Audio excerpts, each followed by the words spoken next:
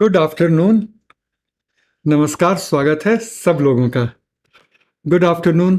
खूब सारे लोगों का मैसेज दिख रहा है। एक बार बता दीजिए कि ऑडियो वीडियो कैसा है। वीडियो दिख रहा है कि मैं ठीक ठाक साफ ही दिख रहा हूँ। मेरा बोर्ड भी अच्छे से दिख रहा है। और आवाज़ का फीडबैक चाहिए आप लोगों से। Good afternoon, good afternoon. कैसे हैं आप लोग?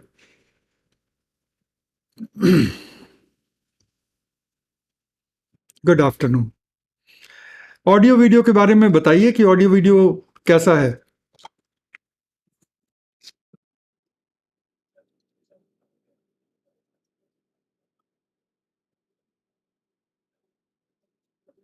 सब क्लियर है। चलिए, बहुत खूब, सब क्लियर है तो nothing can be better than this. तो शुरू कर ली जाए आज की क्लास। तो क्लास का जो मेन एजेंडा है आज, तो क्लास का सबसे मेन एजेंडा रहेगा आज का बायोडाइवर्सिटी पे। एक शिखर सम्मेलन हुआ था 2022 में। 2020 में ही होना था, लेकिन कोविड की वजह से वो हो नहीं पाया। और 2022 में अंततः हुआ, वो भी अपने मूल उस जगह पे नहीं हो पाया जहां पे उस शिखर सम्मेलन को होना था। उसके बाद जो हुआ वो अच्छा हुआ। एक ग्लोबल बायोडाइवर्सिटी फ्रेमवर्क अपनाया गया, जो बायोडाइवर्सिटी पर अभी तक की सबसे महत्वाकांक्षी योजना है। अब तक की सबसे महत्वाकांक्षी योजना है। तो उस फ्रेमवर्क को अपनाया गया, जो कि इसी दौरान हुआ। इसके अलावा 2030 के लिए कई सारे टारगेट निर्धारित किए गए, कई सारे लक्ष्य निर्धारित किए गए। तो वो भी एक बहुत अच्छी बात हुई है। तो these are a couple of things जो जब लेट से ही सही, जब हुआ तो अच्छा आउटकम रहा। तो आज हम लोग 2022 के बायोडाइवर्सिटी के शिखर अधिवेशन, शिखर सम्मेलन की बात कर रहे हैं। आज हम लोग उसके दौरान तय हुए ग्लोबल बायोडाइवर्सिटी फ्रेमवर्क की बात कर रहे हैं। इसके दौरान तय हुए 2030 तक के 23 लक्ष्यों की बात करेंगे। और भारत में रामसर के साइट के बारे में जानेंगे, और रामसर के अभी समय रामसर के कन्वेंशन के बारे में भी जानेंगे। थोड़ी सी एक बैकग्राउंड रहेगी वेटलैंड की, क्योंकि वेटलैंड ज्योग्राफी का टॉपिक है। और ज्योग्राफी में या तो सचिन सर ने बहुत खूबसूरती से करा दिया होगा या कराने वाले होंगे, तो हम लोग थोड़ा ही सा टच करेंगे वेटलैंड को। लेकिन क्या है कि हम लोग बायोडाइवर्सिटी के नज़रिए से रामसर साइट को देखेंगे। और इसके बाद जब हम लोग एक बार पीछे मुड़ के अवलोकन करेंगे तो देखेंगे कि कितनी टॉपिक हमने कर ली बायोडाइवर्सिटी के सेक्शन में। और आज बायोडाइवर्सिटी का सेक्शन आप लोगों का समाप्त हो जाएगा। तो शुरू करते हैं बायोडाइवर्सिटी के सेक्शन के अंतिम 3 चैप्टर से। 2022 का शिखर सम्मेलन नवीनतम शिखर सम्मेलन है। दूसरा जो हमारा मॉन्ट्रियल और कुनमिंग का जो एक अंतर्राष्ट्रीय घोषणा पत्र रहा है, अंतर्राष्ट्रीय उद्देश्य और लक्ष्य निर्धारित किए गए हैं, उसकी बात करेंगे। और हम लोग बात करेंगे आर्द्र भूमियों की, वेटलैंड्स की बात करेंगे, खास तौर पे रामसर के अभी समय के संदर्भ में। और बात करेंगे हम लोग इसकी भारत के रामसर के साइट में। कल की तरह आज के टॉपिक में भी कई सारे पॉइंट ऐसे रहेंगे जो एकदम साक्षात याद कर लेने वाले पॉइंट होंगे। तो उन पॉइंट्स के बारे में कुछ नहीं किया जा सकता, मेंस के लिए इंपॉर्टेंट है। और जब आप मेंस में आंसर लिखेंगे तो आपके पास अच्छे पॉइंट्स होने चाहिए। मैं सारे पॉइंट को समझाता जाऊंगा। कुछ जगह कॉन्सेप्ट बड़े सरल हैं, कुछ जगह कॉन्सेप्ट थोड़े से जटिल, थोड़े से ऐसे होंगे जहाँ पे ज़्यादा समझाने की ज़रूरत पड़ेगी, वो भी समझ लेंगे। इंपॉर्टेंट पॉइंट को अंडरलाइन करते रहेंगे। मेरे साथ लिख पाए तो बहुत सुंदर, नहीं भी लिख पाए तो कोई दबाव नहीं है। ये मार्क किया हुआ पीडीएफ आपके साथ शेयर हो जाएगा, तो आप एक फेयर नोट्स क्लास के बाद रिवीजन के दौरान भी बना सकते हैं। लिख करके रिवाइज करना भी रिवीजन का एक बड़ा सशक्त तरीका है। तो दोनों ही तरीके से स्वतंत्रता है आपको। हम लोग क्लास में बैठते थे तो हमारे टीचर मुझसे कई गुना तेज बोलते थे, और फिर भी हम लोग भर भर के नोट्स लिख लेते थे। तो अगर आप उस तरह से तेज लिखने वाले व्यक्ति हैं कि समझ भी सकते हैं, तेज लिख भी सकते हैं, तो बिल्कुल स्वागत है। अगर कुछ छूट जाए तो ये पीडीएफ आपके पास रहेगा हमेशा हमेशा के लिए। तो क्लास की शुरुआत करते हैं। 2 गहरी सांस लीजिए, क्लास का इंटेंशन तय कीजिए कि आज हम लोगों को 2022 के संयुक्त राष्ट्र के जैव विविधता सम्मेलन के बारे में मेन बातें करनी है। हमें जैव विविधता के वैश्विक फ्रेमवर्क की बात करनी है, 2030 तक के लक्ष्यों की बात करनी है और रामसर के अभिसमय की बात करनी है। जितने लोग अभी जुड़े हैं, फिर से नमस्कार, फिर से गुड आफ्टरनून, स्वागत है क्लास में। शुरू करते हैं। आज लास्ट है क्या? कभी लास्ट मत बोलो, कभी अलविदा मत बोलो। कभी लास्ट मत बोलो, कभी अलविदा मत बोलो। लास्ट और अलविदा बहुत बड़े शब्द होते हैं। मैं ये कह रहा हूं, बायोडाइवर्सिटी की फाइनल क्लास है, ठीक है। एनवायरनमेंट के बाकी के थीम्स पीटी के बाद करेंगे। अब कल से मैं पीटी के जो हमारे स्टूडेंट हैं और उनकी संख्या बहुत बड़ी है, तो उनके साथ अब रोजाना मैं 8 घंटे ऑफलाइन बैठूंगा अगले 15 दिन तक। 15 दिनों में 100 से 120 आवर की रिवीजन और हैंड होल्डिंग की क्लास मैं हर साल लेता हूं, जिसके लिए मुझे जाना जाता है, ठीक है। और उस दौरान जो लोग बॉर्डर लाइन पे होते हैं उनको बॉर्डर लाइन के ऊपर ले जाके प्रीलिम को क्लियर करने का जादू किया जाता है। जादू कुछ नहीं है, हार्डवर्क से ये जादू हो जाता है। तो प्रीलिम के बाद मिलेंगे। तो आज के बाद, अभी के बाद क्लास में लास्ट क्लास जैसे शब्द का कोई इस्तेमाल नहीं करेगा। नो लास्ट, नो अलविदा। जब तक आपका सिलेक्शन नहीं होता है, हम हैं, पढ़ाएंगे, अपडेट करेंगे, गाइड करेंगे और लगे रहेंगे जब तक आप लगे रहते हैं, ठीक है।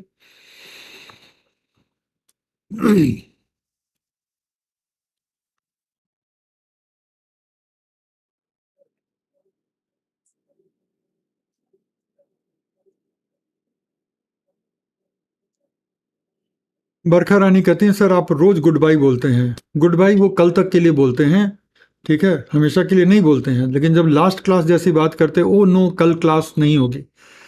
अरे कल क्लास नहीं होगी, रिवाइज करोगे ना, रिवाइज तो करोगे।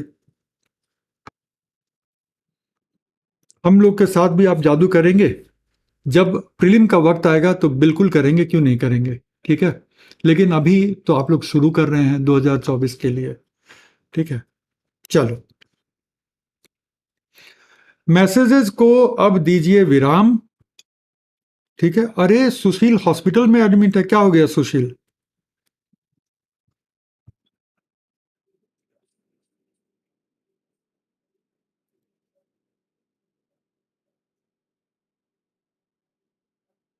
चलिए शुरू करिए। समय बहुत मूल्यवान होता है, बहुत बहुत मूल्यवान होता है। 1:12 का समय हो गया है। कमेंट्स को विराम दीजिए और अगले 20 मिनट तक ना तो मैं कमेंट देखूंगा, ना आप मुझसे कोई प्रश्न अभी भेजेंगे। प्रश्न कब भेजेंगे? 20 मिनट में, जब ये पहला टॉपिक हम लोग समाप्त करेंगे। उसके बाद आपके प्रश्नों का स्वागत होगा और उसके बाद हम एक एक क्वेश्चन का आंसर देते हुए आगे बढ़ेंगे। तो शुरू करिए। तो अब हम बात कर रहे हैं इस टॉपिक की, 2022 के जैव विविधता सम्मेलन की। तो बातों बातों में हमारी कभी बात हुई होगी कि हमारे कॉप की ही रिक्वायरमेंट है। कॉप प्रत्येक 2 वर्ष पर आयोजित होता है, ठीक है। इसके लिए, सीबीडी के लिए पहले बात हुई है, और आप में से जितने लोग ये क्लासेस को रेगुलर कर रहे हैं, तो पहले बात हुई है कि अलग अलग अभिसमय के लिए, अलग अलग अंतर्राष्ट्रीय संधियों के लिए कॉप की व्यवस्था की गई है। कॉप का मतलब होता है सदस्यों का सम्मेलन, कॉन्फ्रेंस ऑफ पार्टीज। कॉप का इतना ही मतलब होता है। तो कॉप की व्यवस्था, अलग अलग संधियों के लिए कॉप की व्यवस्था है। लेकिन जरूरी नहीं है कि सभी कॉप की समयावधि उसी अंतराल पे हो। बायोडाइवर्सिटी का कॉप प्रत्येक 2 वर्ष पे होता है। अगर मैं बताऊं तो रामसर के अभिसमय का भी कॉप होता है, लेकिन वो प्रत्येक 3 वर्षों पर आयोजित किया जाता है। मॉन्ट्रियल प्रोटोकॉल का भी कॉप होता है, वो 4 वर्षों पर आयोजित होता है। United nation framework convention on climate change का भी कॉप होता है, वो हर एक वर्ष आयोजित किया जाता है। तो जब भी आपसे कोई कहे कि कॉप आयोजित हो रहा है तो आप ऐसे ही नहीं मान जाएंगे, आप पूछेंगे कि भाई ये कौन सी संधि का कॉप आयोजित हो रहा है। जैसे कि मान लीजिए कि आप बहुत बड़े एक मैरिज हॉल में जाते हैं जहाँ पे अलग अलग बैंक्वेट हॉल बने हुए हैं और 3-4 शादियां हो रही हैं। तो ऐसा तो है नहीं ना कि आप किसी भी शादी में घुस जाएंगे, आप किसी एक में आमंत्रित होंगे। तो अगर कोई कहता है कि सर यहाँ शादी हो रही है तो थोड़ी ना आप चले जाएंगे, आप पूछेंगे किसकी शादी हो रही है।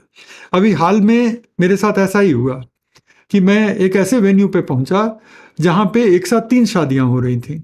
तो मुझे पूछना पड़ा कि भाई इनकी शादी वाला वेन्यू कौन सा है, बताया गया। तो इसी तरह से जब आप कभी कॉप में जाएंगे तो सीधे कॉप सुन के मत चले जाइएगा, पूछिएगा कि भाई कौन सी संधि वाला कॉप है। तो बायोडाइवर्सिटी वाली जो कॉप होती है, कॉप का मतलब क्या है, सदस्यों का सम्मेलन, COP कॉन्फ्रेंस ऑफ पार्टीज। तो बायोडाइवर्सिटी वाला जो सम्मेलन है वो 2 साल पे एक बार होता है, रामसर का 3 साल पे एक बार होता है, मॉन्ट्रियल का 4 साल पर एक बार होता है, United nation framework convention on climate change का प्रत्येक वर्ष होता है। तो ये जो हमारा COP 15 था, कायदे से होना था 2020 में। COP 15 2020 में होना था।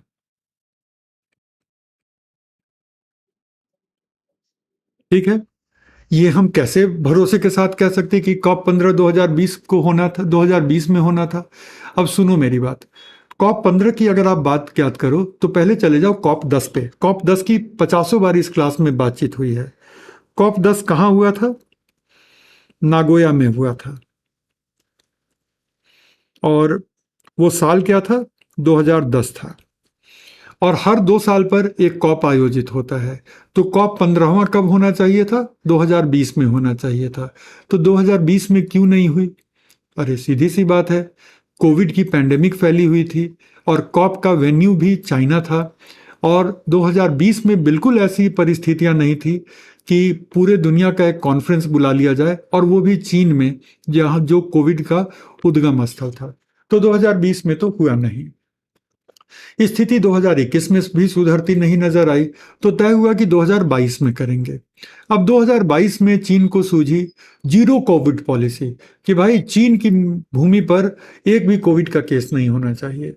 एक तो वो कोविड बनाते हैं, मतलब कोविड वायरस बनाते हैं, खैर बहुत बड़ा इल्जाम लगा रहा हूं, लेकिन कोई बात नहीं। भारत का विदेश मंत्री तो हूं नहीं कि चीन मुझे गंभीरता से लेगा। हमारे विदेश मंत्री अगर ऐसा बोल दें तो मामला गड़बड़ हो जाएगा। लेकिन हमारे जैसे आम नागरिक तो बोल सकते हैं। तो मान लो कि एक तो चीन ने बनाया, सो वो एक अलग स्टोरी है। और चीन ने बना करके और उसके बाद चीन ही आयोजित कर रहा है, तो कौन जाएगा वहां? तो उस समय परिस्थितियां थी नहीं, तो कुल मिला करके 2022 के लिए टला। 2022 में भी चीन को जीरो कोविड था, तो वो जीरो कोविड तो होने वाला था नहीं, तो चीन ने थोड़ा टाला कि अच्छा कोई बात नहीं, जून के बाद आयोजित करते हैं। लेकिन चीन को मई में ये क्लियर हो गया कि ये जून के बाद भी आयोजित करने की स्थिति में नहीं है। मेरी बात ध्यान से सुनो, चैट जितना करना है कर लो, लेकिन ये चीजें एक बार मैं समझा दूंगा, उसके बाद आपको वीडियो देख के ही समझना पड़ेगा। तो एक बार ध्यान से सुनो, तन्मयता के साथ सुनो।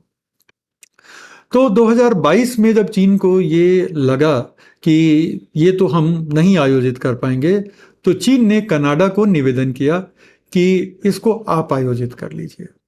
अब कनाडा को क्यों कहा गया कि आप आयोजित कर लीजिए? उसका सबसे बड़ा कारण था कि कनाडा के मॉन्ट्रियल शहर में ही तो CBD का सचिवालय है। जो CBD का सेक्रेटेरिएट है, कन्वेंशन ऑन बायोलॉजिकल डाइवर्सिटी का जो सेक्रेटेरिएट है, वो मॉन्ट्रियल कनाडा में है। ये हमने कब की थी? उस दिन जिस दिन हमने CBD किया था, हमने 2 बातें की थी कि CBD की सर्वोच्च निर्णय लेने वाली जो निकाय है वो कुछ और नहीं, सदस्यों का महासम्मेलन होता है। और दूसरा हमने ये डिसाइड किया था कि फिर भी इनको प्रशासनिक कार्यों के लिए एक सचिवालय की ज़रूरत पड़ेगी, और सचिवालय कहाँ है? मॉन्ट्रियल में है। तो चीन ने सचिवालय को अनुरोध किया कि आप अपने ही स्तर पर इसको आयोजित कर लीजिए, हमारे यहाँ परिस्थितियाँ उचित नहीं है कि हम लोग इसको आयोजित कर सकें। बहरहाल कनाडा तैयार हो गया और ये सम्मेलन अंततः दिसंबर के 2022 में हुआ, जो 2020 में होना था। इसके बाद सब कुछ अच्छा ही घटित हुआ। अब यहाँ पर जो सबसे बड़ी चुनौती थी वो ये थी कि आज से 12 साल पहले 2010 में जो आईची के लक्ष्य निर्धारित किए गए थे, उन आईची के लक्ष्यों को पूरा नहीं किया जा सका था। उसके पीछे 3 बड़े कारण थे। पहला कारण तो संरचनात्मक था कि देशों ने अभी तक वो सिस्टम को सेटअप नहीं किया था जिससे कि आईसी के टारगेट अर्जित हो पाते। दूसरा कारण वित्तीय था कि वित्तीय संसाधन भी उस तरह से उपलब्ध नहीं हो पाए जो कि आईसी के टारगेट को एक तरह से अर्जित करने के लिए हमें आवश्यकता थी। और तीसरा जो बहुत बड़ा कारण था जिसको हम नज़रअंदाज नहीं कर सकते, वो ये कि 2020 के शुरुआत से कोविड आ गई, तो आईची के टारगेट अपरिपूर्ण रह गए। तो अब नए टारगेट की जरूरत थी। 2 ही उपाय थे, या तो आईची के टारगेट को बढ़ा दो या आईची के टारगेट में थोड़े बदलाव करके नए टारगेट सेट कर दो।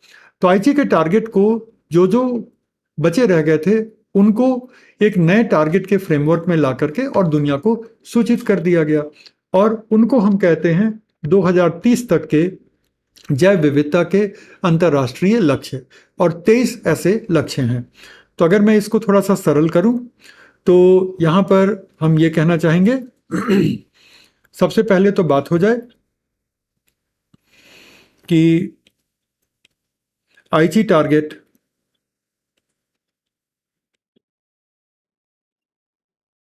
की विफलता के क्या कारण थे। इस तरह के टॉपिक मेंस के लिए काफ़ी इंपॉर्टेंट होते हैं, ये एनालिटिकल है। तो विफलता के 3 कारण थे। पहला कारण जो था वो था संरचनात्मक कमी। संरचनात्मक कमी से मेरा मतलब बस इतना है कि देशों ने वो सिस्टम को सेटअप करने में देर लगा दिया जिससे कि आईची टारगेट अर्जित हो सकते थे। अब मिसाल के तौर पे हमारे भारत की ही केस लीजिए, मैं आलोचना नहीं कर रहा हमारे देश की, लेकिन आईची टारगेट तो 2010 में ही नियत हो गए थे। तो हमने अपने national biodiversity strategic action plan को 2014 में क्यों अपडेट किया? हमने इसको 2011 में कर लिया होता, हमने भी तो समय लिया। जब 2010 में आपके पास लक्ष्य दे दिए गए कि 2011 से 2020 के बीच में आपको इन लक्ष्यों को अर्जित करना है, तो हम 2011 में अपने नेशनल बायोडाइवर्सिटी एक्शन प्लान को रिवाइज कर लेते और उसके बाद नए सिरे से इम्प्लीमेंट करते। नहीं किया हमने, हम भी आराम से 2014 में किए। तो हमने क्या किया, 3 साल तो गंवा दिए, 11, 12 एंड 13।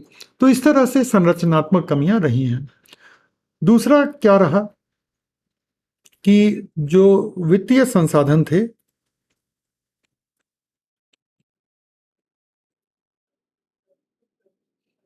उसकी भी कमी रही, वित्तीय संसाधनों की भी अच्छी खासी कमी रही। और जो तीसरा उतना ही महत्वपूर्ण कारण रहता है वो है 2020 का कोविड-19 पैंडेमिक। तो ये तीनों ही कारण थे जिसकी वजह से आईची का टारगेट विफल रहा। तो अब आगे का रास्ता क्या रहा?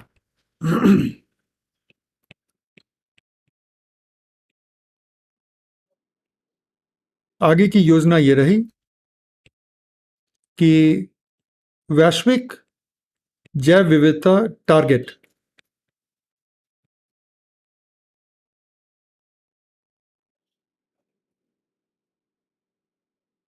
लक्ष्य जो 2022 से 2030 तक लागू होने हैं,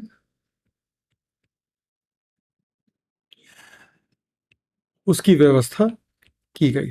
ठीक है, तो आगे की योजना, चूंकि आईची टारगेट काफ़ी हद तक विफल रहे थे, इसलिए आगे की योजना में अब एक नई व्यवस्था को लाई गई और वो नई व्यवस्था आईची के उन टारगेट्स को भी शामिल कर रही थी जो अभी तक अपरिपूरित थे, और उसके अलावा बहुत सारी नई चीजें भी आई।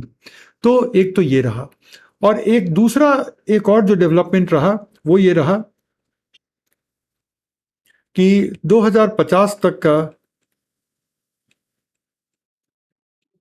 की रणनीतिक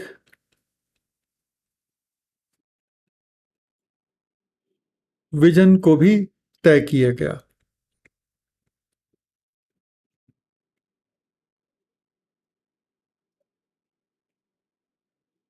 ठीक है, तो ये दो बड़े महत्वपूर्ण डेवलपमेंट रहे।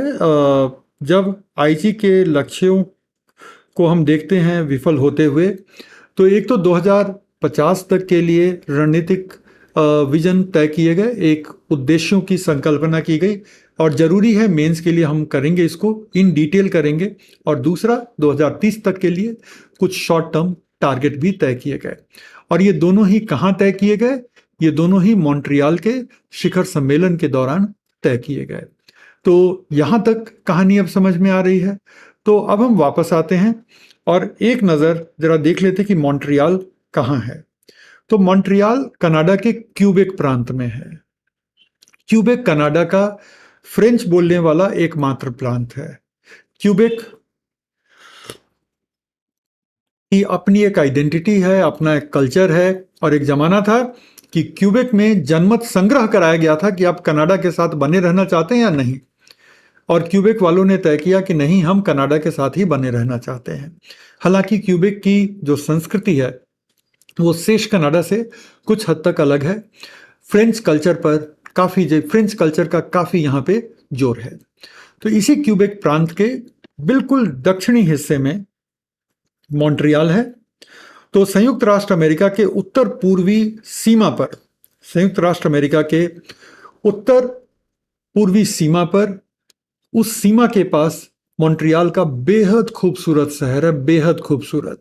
ठीक है, तो मॉन्ट्रियल की कहानी ऐसी है कि यहाँ पर क्लाइमेट चेंज का 11वां कॉन्फ्रेंस हो चुका है। यहाँ पे ओजोन लेयर के क्षरण का मॉन्ट्रियल प्रोटोकॉल तय हो चुका है, और अब 2022 का बायोडाइवर्सिटी का शिखर सम्मेलन भी हुआ है। इसका उच्चारण आप मॉन्ट्रियल भी कर सकते हैं और मॉन्ट्रियल भी कर सकते हैं, और जो स्थानीय लोग होते हैं उनको मैंने सुना है टी को साइलेंट करते हुए बड़ा जटिल होता है मॉन्ट्रियल।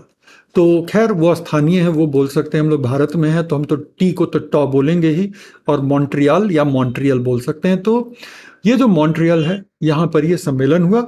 और हाँ, आपने सही बोला कि ये कनाडा का सबसे बड़ा राज्य भी है। तो ये कब आयोजित किया गया? तो 17 से 19 दिसंबर, डेट जरूरी नहीं है लेकिन 2022 जरूरी है। और ये कहाँ आयोजित हुआ? तो मॉन्ट्रियल में हुआ, जो कि कनाडा के क्यूबेक प्रांत में है। यहाँ पे किन लोगों ने भागीदारी जताई, किन लोगों ने शिरकत की? तो जो भी जैव विविधता के अभी समय के सदस्य हैं, वो सारे सदस्य देश और सारे सदस्य पक्ष यहाँ पर आए थे। तो कितने लोग? 196 पार्टीज आई थी। 196 क्यों? क्योंकि 195 राष्ट्र हो गए और प्लस यूरोपीय संघ हो गया, है ना?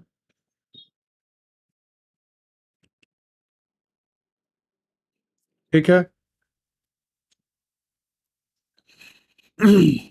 इसके पहले का कॉप कहाँ हुआ था? इसके पहले का कॉप मिस्र में हुआ था, शर्म अल शेख में। शर्म अल शेख जगह का नाम है। तो 2018 में हुआ था। तो इससे भी आप अंदाजा लगा सकते हैं कि हर 2 साल पे, तो 2020 में ही बारी थी। और अगला जो कॉप होगा वो तुर्की में होगा 2024 में। तो इसके प्रमुख जो परिणाम रहे, इसके प्रमुख परिणामों में जो सबसे महत्वपूर्ण बात रही वो रही Kunming Montreal global biodiversity framework को अपनाया गया। ये बहुत बहुत इंपॉर्टेंट है। कुनमिंग, ये चीन का वो शहर जहाँ पे ये सम्मेलन आयोजित होना था, मॉन्ट्रियल, जहां पे वास्तव में ये सम्मेलन आयोजित हुआ। तो ये बायोडाइवर्सिटी फ्रेमवर्क, जिसको हम Kunming Montreal global biodiversity framework कहते हैं, और शॉर्ट में इसको हम कहते हैं GBF। जी से ग्लोबल, बी से बायोडाइवर्सिटी, एफ से फ्रेमवर्क। एक तो वो हुआ, और दूसरा एक और डिसीजन लिया गया कि 2030 तक विश्व के 30% भूमि और महासागर के भागों को संरक्षित क्षेत्रों में ले आया जाएगा, जिसको हम कहते हैं 30 तक 30, या 30/30, कि 30% को हम कंजर्वेशन एरिया में ले आएंगे बाय द ईयर 2030। तो इसलिए 30 तक 30 कहा गया। पृष्ठभूमि क्या है? अब कुछ लोग पूछ रहे हैं कि कुनमिंग का नाम क्यों है जब ये मॉन्ट्रियल में हुआ। तो पृष्ठभूमि ये है कि ये मूल रूप से अक्टूबर 2020 के लिए निर्धारित था, कोविड की वजह से विलंबित हुआ। फिर कुनमिंग चीन में 2022 के लिए पुनर्निर्धारित हुआ, लेकिन चीन तो तब तक ठान चुका था कि हम तो जीरो कोविड करेंगे और नहीं तो कुछ नहीं करेंगे। तो अंततः चीन ने कनाडा को निवेदन किया कि अब इसकी मेजबानी आप कर लें, जो हमारी बात हुई थी। ठीक है। इसके बाद हम आते हैं अगले वाले पॉइंट पे कि चीन की शून्य कोविड नीति के कारण 2000 की तीसरी तिमाही के लिए फिर से स्थगित किया गया, और मई आते आते चीन ने कनाडा से मेजबान की जिम्मेदारी संभालने का अनुरोध कर दिया। ठीक है। फिर दिसंबर 2022 में कनाडा में इसको आयोजित किया गया। तो कनाडा में ही क्यों? चीन ने किसी और देश को क्यों नहीं कहा? चीन ने इसलिए नहीं कहा क्योंकि कनाडा में इसका सचिवालय है। तो सचिवालय को ये निवेदन था कि अगर आप अपने स्तर पे अपने ही शहर में इसका आयोजन कर लें। लेकिन चूंकि मूल रूप से ये सम्मेलन चीन में होना था, इसलिए चीन की अध्यक्षता बनी रही। चीन की अध्यक्षता इसमें बनी रही, और इस तरह से मॉन्ट्रियल में आप देखें तो UNFCCC का कॉप हो चुका है, जिसको हम COP11 कहते हैं। उसके अलावा यहाँ पे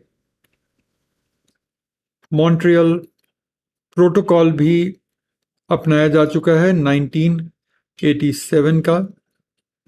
और इतना ही नहीं, अब ये CBD COP 2022 की भी मेजबानी कर चुका है। नहीं, लिखने की चिंता ही मत करना, ये PDF दूंगा, रिवीजन के समय आप लिख लेना। अगर लिख सकते हो तो ठीक है, नहीं लिख सकते हो तो रिवीजन के समय लिख लेना। उसके लिए बहुत ज़्यादा चिंतित होने की बात नहीं है। ये सब फैक्चुअल टॉपिक हैं, तो समझना थोड़ा थोड़ा है, लेकिन तन्मयता के साथ समझ लो। नोट्स तो आप ही का है और हमेशा रहेगा, और ऐसा तो है नहीं कि कोई भी चीज़ एक ही बार पढ़ के हमेशा के लिए याद रहेगा। आपको तो बार बार इन नोट्स के पास वापस आना ही पड़ेगा। तो जो पहला रिवीजन आप करेंगे, आज करेंगे, कल करेंगे, तो इस पहले रिवीजन के ही दौरान आप अपने नोट्स को फेयर कर लीजिएगा। तो वो कोई बहुत बड़ी बात नहीं है, उसको मुद्दे के रूप में न देखा जाए। तो ये हो गई सम्मेलन की बात। अब हम आते हैं सम्मेलन से आगे बढ़ करके, और सम्मेलन से आगे बढ़ करके आ गया हमारा मेन ग्लोबल बायोडाइवर्सिटी फ्रेमवर्क वाली बात, जिसको हम कहते हैं Kunming Montreal global biodiversity framework. तो पहले हमारे और आपके बीच ये मामला स्पष्ट हो जाए कि कुनमिंग मॉन्ट्रियल जो बायोडाइवर्सिटी फ्रेमवर्क है, उसमें 4 दीर्घकालिक उद्देश्य हैं।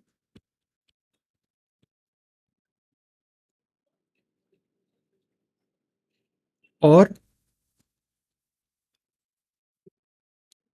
23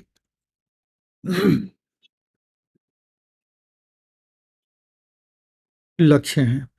लक्ष्य वर्ष 2030 तक के लिए हैं,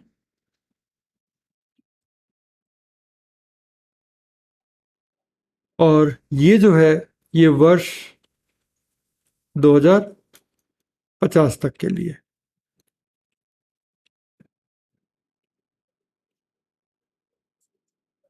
ठीक है। तो ये जो दीर्घकालिक हमारे उद्देश्य होते हैं यहाँ पे, ये दीर्घकालिक उद्देश्य ये 4 थीम में बटे हुए हैं जो आगे हम लोग देखेंगे। और वर्ष 2030 तक के लिए 23 लक्ष्य तय किए गए हैं। ये 23 लक्ष्य जो हैं ये आईची लक्ष्यों की जगह लाए गए हैं।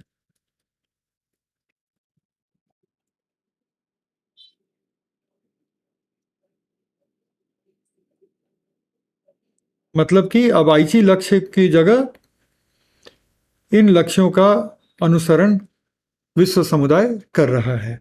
तो ये आईची लक्ष्यों की जगह पर लाए गए हैं।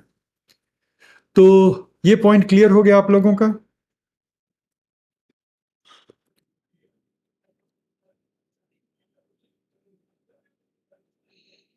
उद्देश्य और लक्ष्य में अंतर क्या होता है?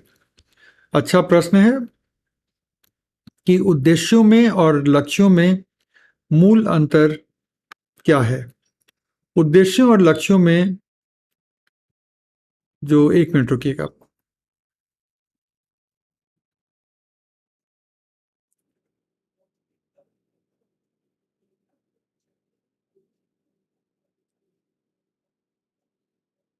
चलिए, तो उद्देश्यों और लक्ष्यों में जो मेन अंतर है कि जब हम उद्देश्यों की बात करते हैं तो हम अभी एक विजन की बात करते हैं, लेकिन वहां पर हम कोई नंबर नहीं देते, कुछ इस तरह का टारगेट नहीं सेट करते।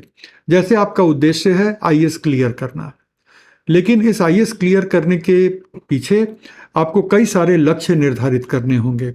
एक बड़ा लक्ष्य ये हो सकता है कि 2024 के मार्च तक पूरा जनरल स्टडीज हमको फिनिश कर लेना है। एक थोड़ा जल्दी का लक्ष्य हो सकता है कि जनरल स्टडीज की बायोडाइवर्सिटी इस डेट तक फिनिश कर लेनी है, आंसर राइटिंग इस डेट तक फिनिश कर लेनी है। तो जब हम लक्ष्यों की बात करते हैं तो एक नियत समय सीमा होती है और हम क्वांटिफाई करते हैं कि एग्जैक्टली हम क्या अर्जित करेंगे, तो वो हमारा लक्ष्य होता है। तो उद्देश्य एक दीर्घकालिक परिकल्पना होती है, एक विजन आपका निर्धारित करता है, लेकिन उद्देश्यों की पूर्ति के पीछे कई सारे लक्ष्यों को तय करना होता है और कई सारे लक्ष्यों को हासिल करना होता है। तो that is the difference between उद्देश्य एंड लक्ष्य। तो वापस आते हैं ना, तो ये संयुक्त राष्ट्र के 2022 के सम्मेलन का परिणाम है। ये तो हमने देखा ही है कि ये संयुक्त राष्ट्र के 2022 के शिखर सम्मेलन का परिणाम है और 15वें सम्मेलन के द्वारा अपनाया गया था। मतलब 15वें सम्मेलन से मतलब है कॉप 15 के द्वारा अपनाया गया था। और इसका स्कोप इतना विशाल है और इसकी महत्वाकांक्षाएं इतनी ज़्यादा हैं कि इसको कहा जाता है कि प्रकृति के लिए ये पेरिस का समझौता है। पेरिस का जो मूल समझौता है वो जलवायु परिवर्तन का है, लेकिन वो भी इतना ही महत्वाकांक्षी है और वो भी, उसका भी जो विजन है वो बहुत विशद है, काफ़ी ब्रॉड है। तो एक विशद विजन की वजह से और एक महत्वाकांक्षी लक्ष्यों की वजह से पेरिस को कहा जाता है कि एक ऐतिहासिक संधि है। और जैव विविधता के फील्ड में इस संधि को कहा जाता है कि ये एक ऐतिहासिक संधि है। ऐतिहासिक संधि क्यों भला? ऐतिहासिक संधि ये बोल करके कि इसका स्कोप काफ़ी ब्रॉड है और इसका विजन काफ़ी बोल्ड है। कुनमिंग और मॉन्ट्रियल शहरों के नाम पर है और इसमें 4 वैश्विक उद्देश्य हैं जिसको हम कहते हैं, हाईलाइट कर दे रहे हैं, जिसको हम कहते हैं 2050 के लिए कुनमिंग मॉन्ट्रियल वैश्विक उद्देश्य। और साथ ही साथ 23 लक्ष्य हैं जिनको हम कहते हैं कुनमिंग मॉन्ट्रियल 2030 के वैश्विक लक्ष्य।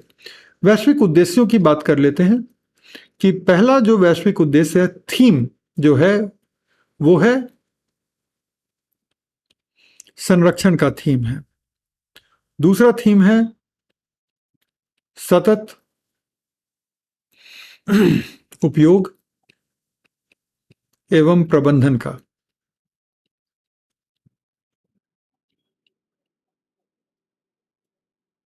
तीसरा जो है, तीसरा होता है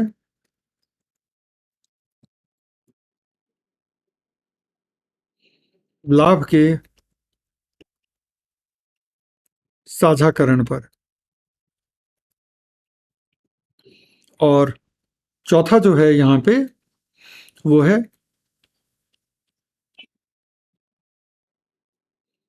वित्तीय संसाधनों को लेकर के। तो अगर आप ये 4 पॉइंट याद रखते हैं तो इसकी व्याख्या तो आप सीख ही लेंगे और उसके बाद मेंस में लिखना आसान हो जाएगा। ये एक नया कॉन्सेप्ट है, ये एक नई चीज है, तो इस साल के मेंस के लिए ये इम्पॉर्टेंट है। और सिर्फ इस साल के लिए इम्पॉर्टेंट है बिल्कुल नहीं, अगले साल के लिए भी उतना ही इम्पॉर्टेंट है। तो इसलिए ये 4 जो हैं वो थीम आपको खूब अच्छे से पता होने चाहिए कि ये 4 थीम जो हैं ये इस साल और अगले साल के लिए आपके लिए इम्पॉर्टेंट है और इनकी व्याख्या भी नीचे दी हुई है। लक्ष्य 3 जो है, जो ये 23 लक्ष्य शामिल किए गए हैं, इनमें जो लक्ष्य 3 है,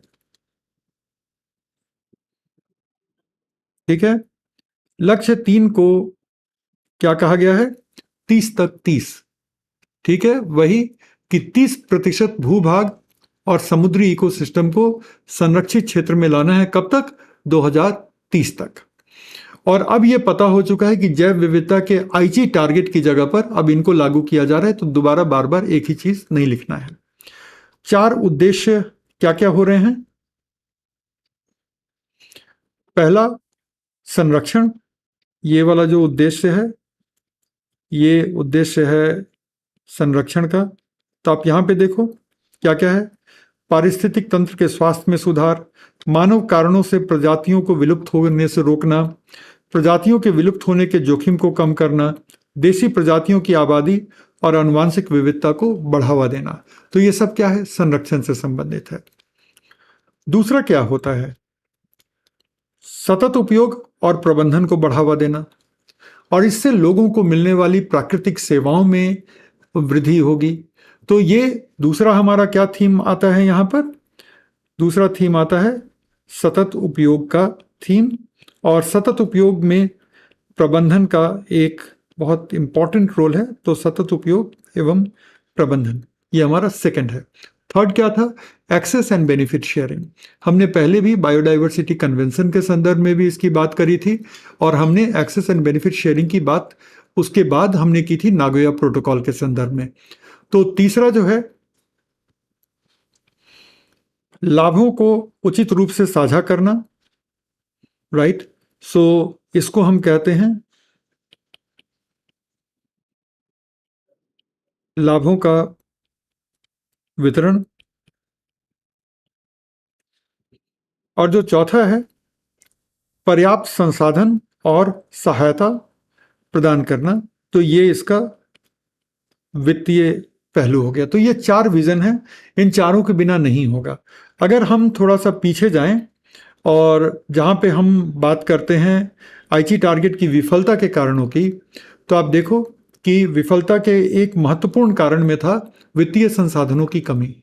तो अब दोबारा से वो न लागू हो, इसलिए जो है सो हमने वित्तीय संसाधनों को इन्हीं इन्हीं विजन के डॉक्यूमेंट में उनको भी हमने शामिल किया है। तो यहां तक अब हम लोग थोड़ा सा क्लियर हो गए। अब आते हैं मुख्य लक्ष्यों पर। 23 लक्ष्य हैं, अगर आप 15 तक भी याद रखें तो आपके लिए काफी है। तो यहां पे मैं लिख देता हूं कि 12 से 15 लक्ष्यों को लिखना है मेंस में, ठीक है। और मेंस के लिए ये इंपॉर्टेंट है। तो 12 से 15 लक्ष्यों को लेकर के आप लिखेंगे, और यहां पर मैंने बहुत मेहनत करके इसको सिंप्लीफाई किया है। बहुत मेहनत करके इसलिए बोल रहा हूं क्योंकि आप दुनिया के किसी भी कोचिंग के कंटेंट को देख लें, उन्होंने क्या किया है कि जो लीगल लैंग्वेज थी इन लक्ष्यों की उसी को लेकर के अनुवाद कर दिया है। मैंने बैठ करके एक एक को पहले सिंप्लीफाई किया, फिर अपने हाथ से अनुवाद किया, तब आपके साथ शेयर हो रहा है। तो आपके लिए याद रखना ये आसान होगा। अगर ये भी याद नहीं रहेगा तो फिर ये क्वेश्चन को छोड़ दीजिएगा, क्योंकि इससे सरल कोई आपको करके देगा नहीं। इससे सरल करने पे ये सुपरफिशियल हो जाएगा। तो इस चीज को लेकर के हम और आप खूब स्पष्ट हो जाएं अभी। तो अब हम आते हैं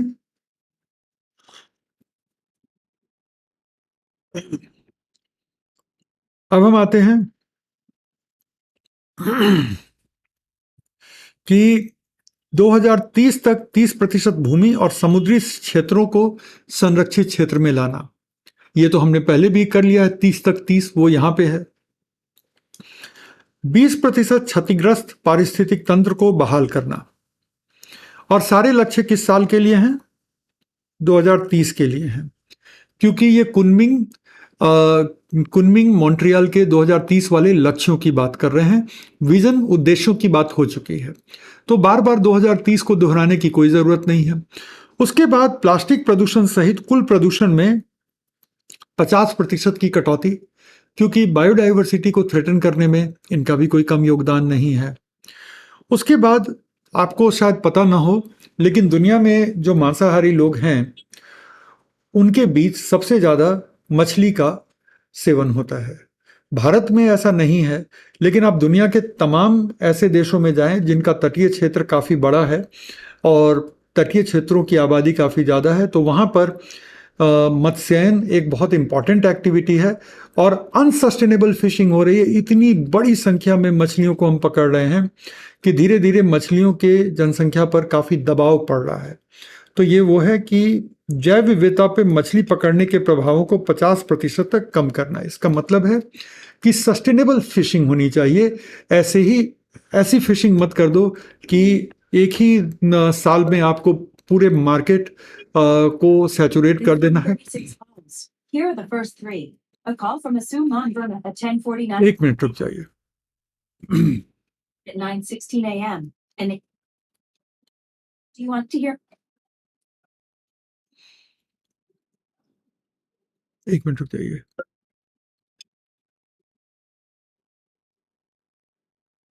On it. चलिए, तो जैव विविधता पे मछली पकड़ने के प्रभावों को कम करना, सो दैट कि कहीं ना कहीं जो समुद्री इकोसिस्टम पर जो अनसस्टेनेबल फिशिंग से जो इम्पैक्ट पड़ रहा है उस इम्पैक्ट को कम से कम करना। अच्छा, कोई कह रहे हैं कॉल आया, कोई कह रहा है एलेक्सा, कोई कह रहा है गूगल बोल रही है, ये क्या हुआ एलेक्सा, ये क्या हुआ। अरे मत पूछो, मैं खुद ही परेशान हूं। गूगल वाली लड़की,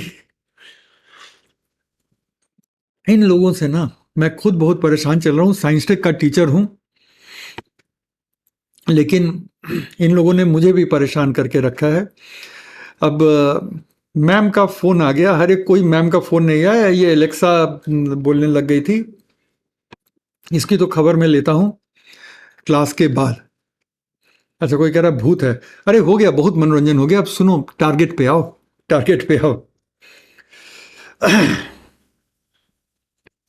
अच्छा, उसके बाद क्या है कि ग्लोबल जो एनर्जी सप्लाई है वो आज भी बहुत ज़्यादा कोल पर आधारित है। और अगर कोल पर आधारित ग्लोबल पावर सप्लाई होती है तो ग्रीन हाउस इफेक्ट बढ़ जाता है। ग्रीन हाउस इफेक्ट बढ़ेगा तो जलवायु परिवर्तन बढ़ेगा। जलवायु परिवर्तन बढ़ेगा तो कहीं ना कहीं ग्लोबल बायोडाइवर्सिटी पर फर्क पड़ेगा। तो उसका रास्ता क्या है?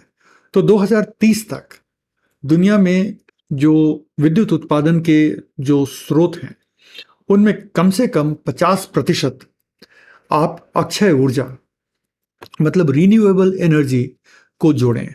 पवन ऊर्जा, सौर ऊर्जा, टाइडल एनर्जी, छोटे hydro electric power plant, waste to energy, इन सब को जोड़ें ताकि इनका जो कंट्रीब्यूशन है वो बढ़ता जाए और जलवायु परिवर्तन जो कोल पर आधारित पावर प्रोडक्शन से हो रहा है उस जलवायु परिवर्तन को कम से कम किया जा सके। तो वैश्विक ऊर्जा मिक्स में अक्षय ऊर्जा की हिस्सेदारी बढ़ा करके 50% करना। फिर सतत कृषि, भूमि उपयोग की जो सतत प्रथाएं हैं, जो सिस्टम्स हैं, उनको प्रोत्साहित भी करना है ताकि लैंड बायोडाइवर्सिटी, क्रॉप बायोडाइवर्सिटी का संरक्षण हो सके। तो ये सारी चीजें करनी है। अभी और भी टारगेट हैं, ये बहुत जरूरी है। भोजन की बर्बादी और नुकसान को 50% तक कम करना। अब सोचो कि भोजन की बर्बादी बायोडाइवर्सिटी में क्या कर रही है। सोचो, उसका रीजन ये है कि बायोडाइवर्सिटी पे पड़ने वाला दबाव जो है एक बहुत बड़ी मात्रा में हमारे भोजन की आपूर्ति के लिए होता है। और दुर्भाग्यवश दुनिया में एक बहुत बड़ी संख्या में लोग पर्याप्त भोजन नहीं पाते हैं। हमारे देश में भी है, ठीक है, बेशक मैं दिल्ली में रहता हूं, लेकिन ये चीज दिल्ली में भी दिखती है। जब मैं अपने घर जाता हूं, गांव जाता हूं, तो भी दिखती है। तो ये कितना दुर्भाग्यपूर्ण है।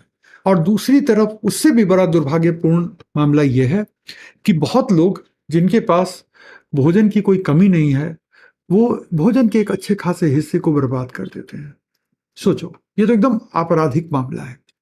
लेकिन यहाँ पे जैव विविधता के नजरिए से देखो, इस पे मैं थोड़ा अक्सर भावुक हो जाता हूँ बात करने वक्त, लेकिन अगर जैव विविधता के नजरिए से देखो तो जैव विविधता पे एक बहुत बड़ा प्रेशर भोजन की सप्लाई के लिए है।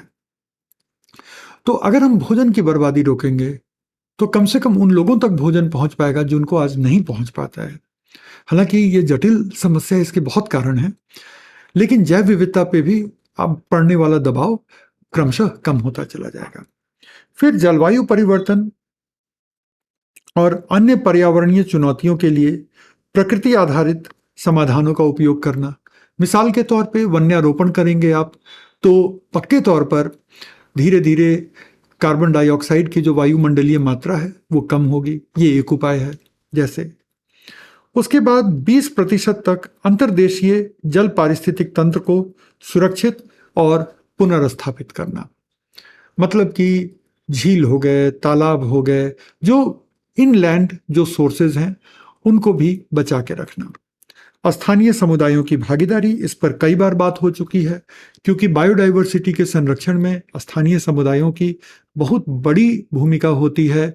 और इतना ही नहीं, परंपरागत ज्ञान भी उन्हीं के पास होता है। उसके बाद कही गई बात यह है कि सिर्फ स्थानीय समुदायों को नहीं, बल्कि महिला सशक्तिकरण को भी और इसमें लैंगिक समानता को भी बल देना है। मतलब कि बायोडाइवर्सिटी के कंजर्वेशन में, इसके मैनेजमेंट में महिलाओं की भागीदारी भी बढ़ानी है। वित्तीय संसाधनों को बढ़ावा देना होगा, क्योंकि हम भूले नहीं हैं कि आईची के लक्ष्यों को अर्जित करने में एक बहुत बड़ी अड़चन वित्तीय संसाधनों की भी थी। संरक्षित क्षेत्र जो होते हैं, national park, sanctuary, biosphere reserve, उनकी प्रभावशीलता में आपको वृद्धि करनी पड़ेगी ताकि वो संरक्षण के अपने उद्देश्यों में ज़्यादा से ज़्यादा कामयाब रहें।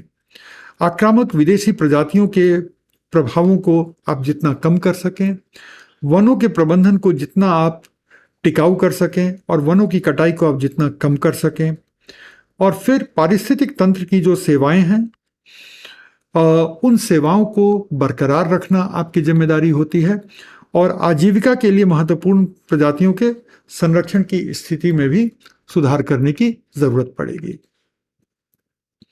अस्थायी पर्यटन प्रथाओं को मजबूत करना, मतलब टूरिज्म से रेवेन्यू आता है तो टूरिज्म जरूरी है, लेकिन टूरिज्म शुड बी कि वो स्थानीय परितंत्रों को हार्म ना पहुंचाए।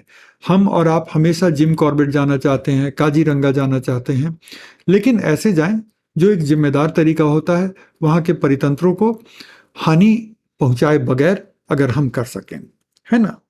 और शहरी और आसपास के क्षेत्रों में स्थिरता की वृद्धि, कि जो शहर हैं और उनके आसपास के जो गांव हैं या धीरे धीरे शहर में तब्दील हो रहे हैं, तो उनको भी इकोलॉजिकली सस्टेनेबल बनना पड़ेगा। और लास्ट में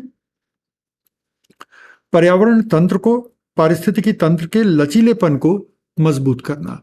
लचीलेपन से मतलब है कि एक तो वो जलवायु परिवर्तन या दूसरे चुनौतियों से कमजोर ना पड़े, और अगर उसमें कोई परिवर्तन हो भी जाता है, गाहे बगाहे अगर कोई परिवर्तन हो भी जाता है, तो वो वापस अपने उसी फॉर्म में जितनी जल्दी पहुंच सके वो पहुंच जाए। फिर उचित लाभ साझाकरण को प्रोत्साहित करना है, और डेटा और सूचना की उपलब्धता और पहुंच को बढ़ाना है।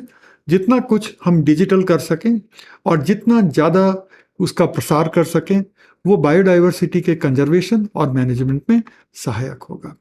तो हमारे पहले 2 टॉपिक समाप्त हो गए। 2022 का शिखर सम्मेलन, 3 टॉपिक, फिर 2050 तक का विजन और 2030 तक के लक्ष्य, जो आइची लक्ष्यों की जगह पर अब लागू किए जा रहे हैं। अब हम चलते हैं रामसर के अभिसमय पर। रामसर के अभिसमय में हम लोग थोड़ा सा एक बैकग्राउंडर लेंगे वेटलैंड का, लेकिन बहुत ज़्यादा बैकग्राउंडर नहीं लेंगे। मेन हमारा फोकस रहेगा रामसर के अभिसमय पर। इसको चाहता मैं तो आगे इकोसिस्टम कंजर्वेशन के एक चैप्टर में मैं करा देता, क्योंकि इसके अलावा हमें कोरल रीफ का कंजर्वेशन करना है, तटीय इलाकों का कंजर्वेशन करना है, समुद्री संरक्षित क्षेत्रों का कंजर्वेशन करना है, नेशनल पार्क सेंचुरी के बारे में भी पढ़ना है। तो चाहता तो मैं करा देता, लेकिन परंपरागत तरीके से रामसर को अक्सर जैव विविधता के साथ जोड़ के देखा जाता है, तो मैंने भी सोचा कि जैव विविधता के साथ ही कर लेते हैं। टॉपिक फिनिश हो जाएगा तो अच्छा ही है, हम लोग को संतोष रहेगा कि चलो रामसर भी जैव विविधता के साथ हो गया। तो रामसर अभिसमय जो है ये 1971 में रामसर ईरान में, ठीक है ना, रामसर ईरान में ये अपनाया गया समझौता है।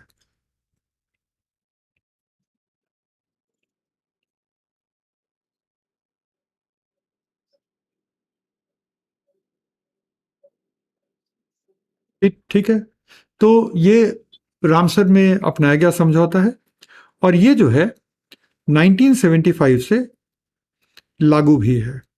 और आपको पता है किसी भी पारिस्थितिक तंत्र पर केंद्रित ये दुनिया का एकमात्र समझौता है। किसी भी पारिस्थितिक तंत्र पर केंद्रित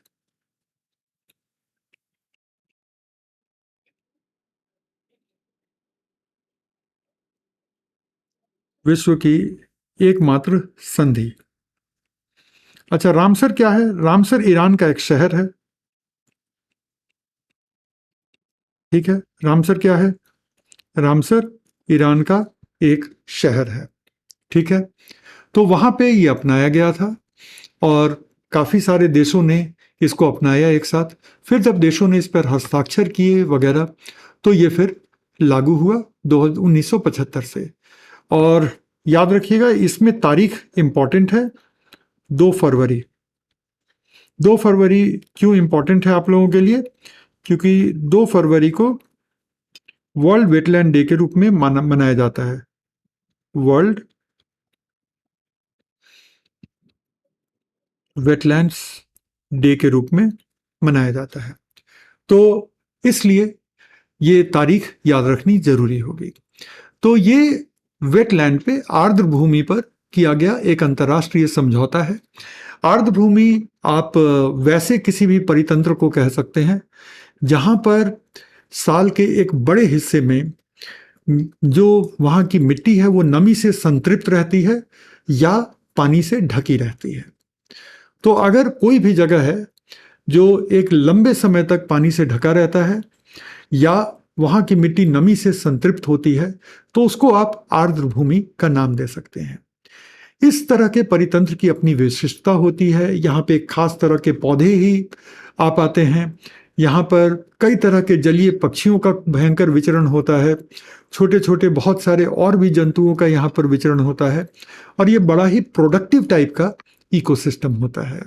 और ये लैंड इकोसिस्टम और वाटर इकोसिस्टम के बीच का एक संक्रमण क्षेत्र के रूप में कहा जाता है। इसको ये भी कहा जाता है कि ये नेचर का किडनी है, जहां पे वाटर का फिल्टरेशन हो जाता है।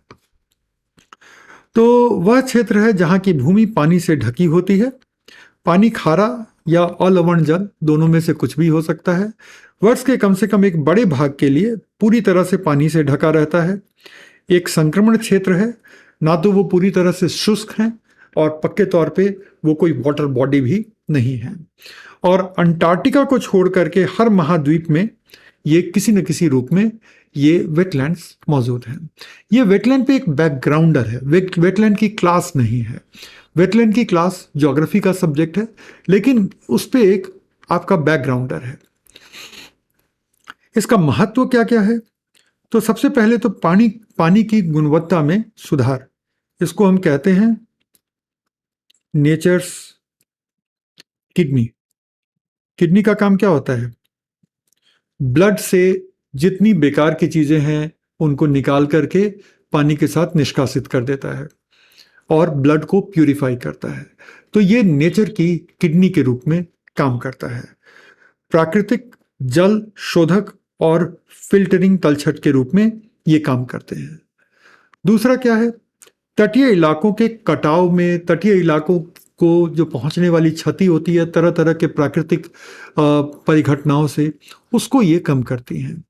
जैसे बड़े तूफानों के बल को कम करने में मदद करती हैं, तटीय कटाव और संपत्ति के नुकसान को कम करने का काम करती हैं। तो ये भी इनका एक इम्पॉर्टेंट रोल है।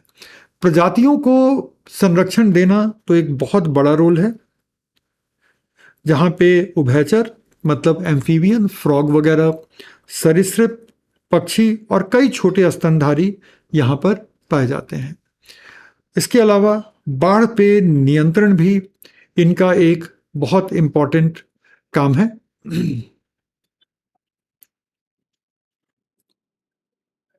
इसमें नदियों और जलधाराओं के पानी को ये संग्रहित करती है और इस तरह से बाढ़ में तब्दील नहीं होने देते। पारिस्थितिक तंत्र की उत्पादकता इनसे बनी रहती है, क्योंकि यहाँ पर कई तरह के फूड चेन, फूड वेब चल रहे होते हैं, तो यहाँ का पारिस्थितिक तंत्र काफी उत्पादक होता है। यहाँ का कार्बन स्टोर होता है। कार्बन स्टोर मिट्टी में भी होती है और कार्बन स्टोर यहाँ के पौधों में भी होती है। तो कार्बन जो स्टोर हो रहा है यहाँ पे, वो मृदा तथा वनस्पति दोनों में ही स्टोर होते हैं। और प्लस आर्थिक लाभ तो है ही, पौधे, मछलियां, इमारती लकड़ी भी मिल जाती है यहां से कई बार, है ना।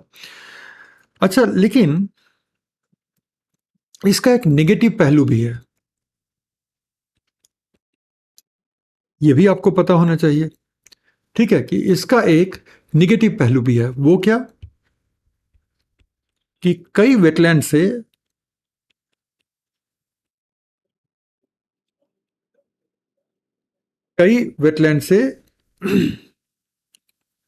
मीथेन का उत्सर्जन, और मीथेन का उत्सर्जन का मतलब क्या है? मीथेन के उत्सर्जन से मतलब है कि ये एक ग्रीन हाउस गैस है और इससे जलवायु परिवर्तन की समस्या उत्पन्न होगी। लेकिन याद रखिएगा कि सारे वेटलैंड से नहीं, कई वेटलैंड से।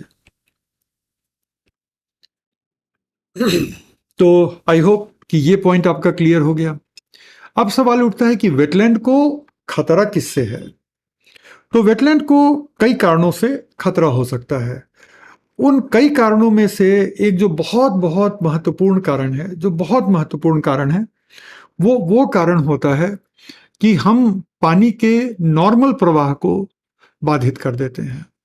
क्योंकि वेटलैंड के आसपास हम लोग प्रॉन, झींगा का पालन करते हैं। वेटलैंड के आसपास हम लोग सॉल्ट का, नमक का झील बनाते हैं, तो सॉल्ट लेक बना लेते हैं वेटलैंड के आसपास।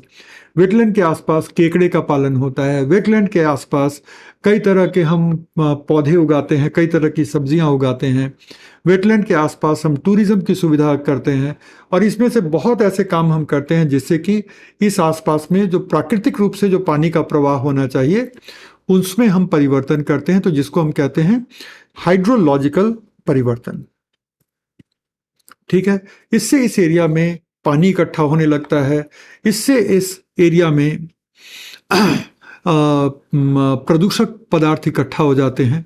तो सबसे पहला खतरा तो ये है। दूसरा खतरा प्रत्यक्ष प्रदूषण का है कि उर्वरक पदार्थ, मल पदार्थ, पशु अपशिष्ट और पता नहीं क्या क्या वेटलैंड में इकट्ठा हो रहा है। कई तो वेटलैंड हैं जिनकी तरफ देखने का दिल नहीं करेगा, इतना गंदा वेटलैंड है। तो प्रदूषण एक बहुत बड़ी समस्या है। फिर वेटलैंड के आसपास विकास कार्यों की वजह से वहाँ के पेड़ों की कटाई हो जाती है, वहाँ के पौधों की कटाई हो जाती है, तो वेटलैंड उस वजह से डैमेज होता है।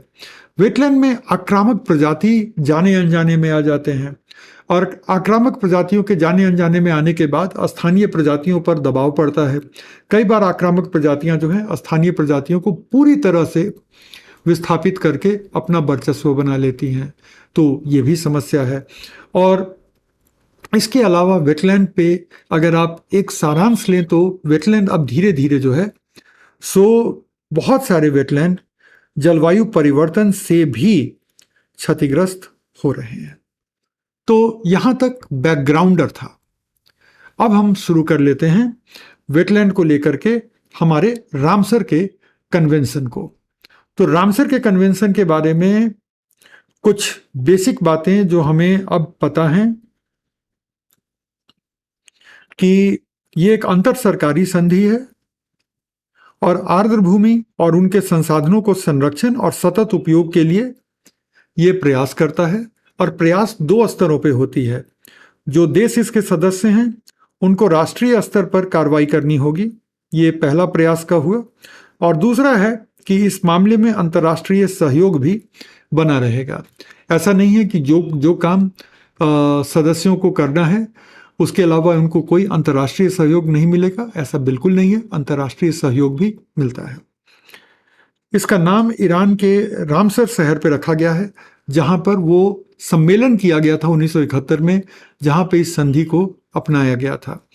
और एकमात्र ऐसी वैश्विक पर्यावरण संधि है जो एक विशेष पारिस्थितिक तंत्र को लेकर के संबंधित है। सोच के देख लो, आपको पता चल जाएगा। पर्वतीय पारिस्थितिक तंत्र के लिए कोई संधि है? नहीं है। ध्रुवीय पारिस्थितिक तंत्र के लिए है? नहीं है। उष्णकटिबंधीय वर्षा वनों के लिए कोई संधि है जो कि बड़े इंपॉर्टेंट है? नहीं है। किसी भी पारिस्थितिक तंत्र के लिए अंतर्राष्ट्रीय संधि नहीं है, लेकिन आर्द्र भूमि के लिए संधि है। भारत भी उस संधि का सदस्य है और भारत में आज की डेट में 75 रामसर साइट हैं। अगर हम रामसर के संधि में आर्द्र भूमि की परिभाषा को लेते हैं तो ये आर्द्र भूमि की व्यापक परिभाषा का उपयोग करता है।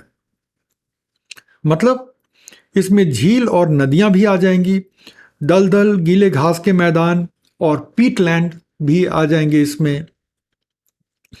ज्वारनद मुख, डेल्टा, ज्वारीय फ्लैट, ये सब भी आ जाएंगे। मतलब कहीं भी पानी है और इनलैंड पानी है तो वो आ जाएगा वेटलैंड में। रामसर बहुत व्यापक परिभाषा लेकर के चल रहा है।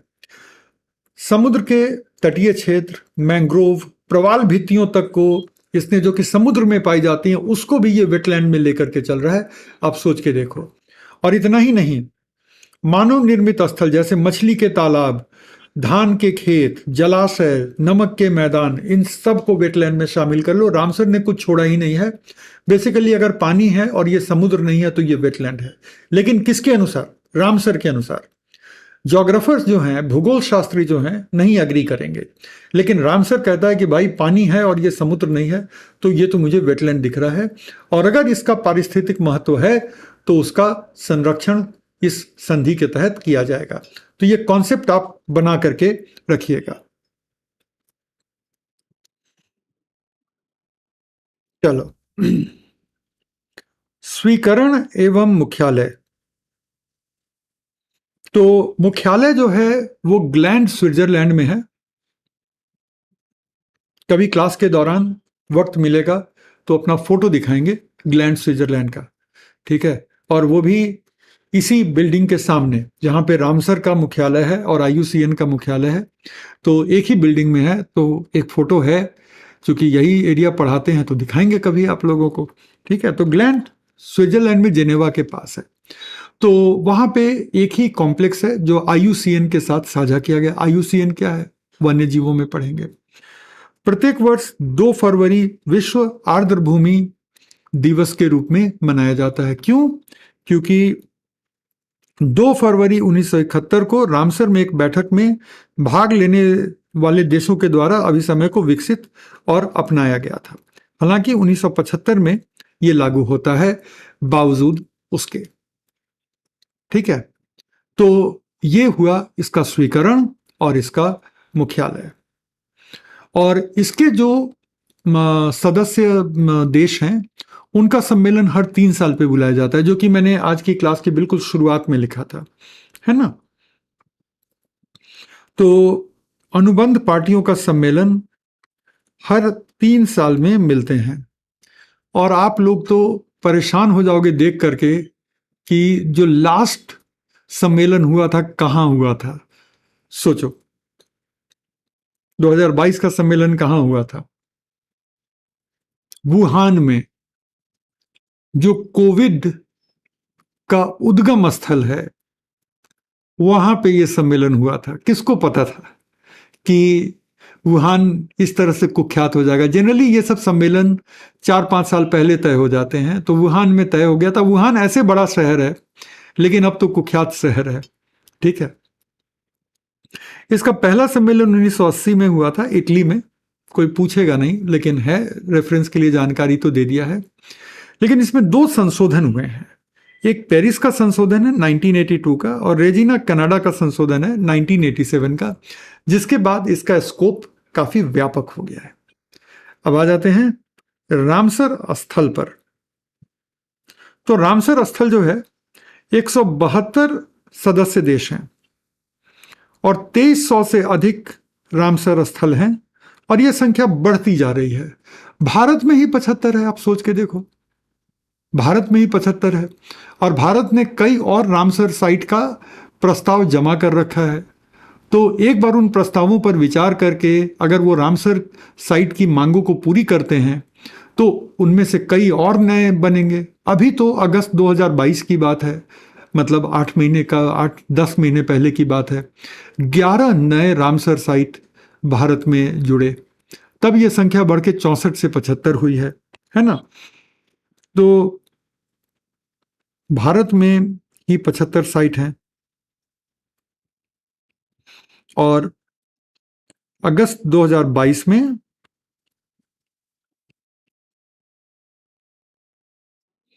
11 नए साइट जुड़े, ठीक है।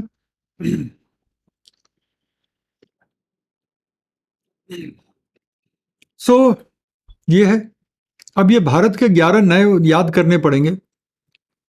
सबसे ज्यादा वेटलैंड इंग्लैंड में है, सबसे अधिक संख्या, और सबसे बड़ा क्षेत्र जो है वो बोलीविया के पास है, 1,48,000 वर्ग किलोमीटर। तो बोलीविया के वेटलैंड की संख्या कम है, लेकिन बोलीविया के कुल वेटलैंड का अगर क्षेत्र मिला लें तो दुनिया में सबसे ज्यादा है। और अगर छोटे बड़े वेटलैंड की संख्या मिला लें तो ब्रिटेन में सबसे ज्यादा वेटलैंड है। अब हम आते हैं मॉन्ट्रॉक्स रिकॉर्ड पे। तो मॉन्ट्रॉक्स रिकॉर्ड जो है संकटग्रस्त या जिन पे संकट आने की संभावना है, तो इसको कहते हैं संकटापन्न वेटलैंड की सूची, ठीक है ना। तो अब क्या है कि जो संकटग्रस्त या संकटापन्न वेटलैंड है, तो सबसे पहले तो ये समझ लें कि हमारे जो मॉन्ट्रॉक्स रिकॉर्ड है वो रामसर सूची का ही भाग है। ऐसा नहीं है कि कोई अलग है, लेकिन रामसर में जो 2300 प्लस वेटलैंड है ना, उनमें से ऐसे वेटलैंड जहां पर मानवीय कारणों से, तकनीकी या आर्थिक विकास के कारणों से जहां पर दबाव पड़ रहा है, उनको एक अलग सूची में रखा गया है, ताकि इनके संरक्षण के लिए विशेष प्रयास किए जा सकें। तो संरक्षण के विशेष प्रयासों की आवश्यकता है।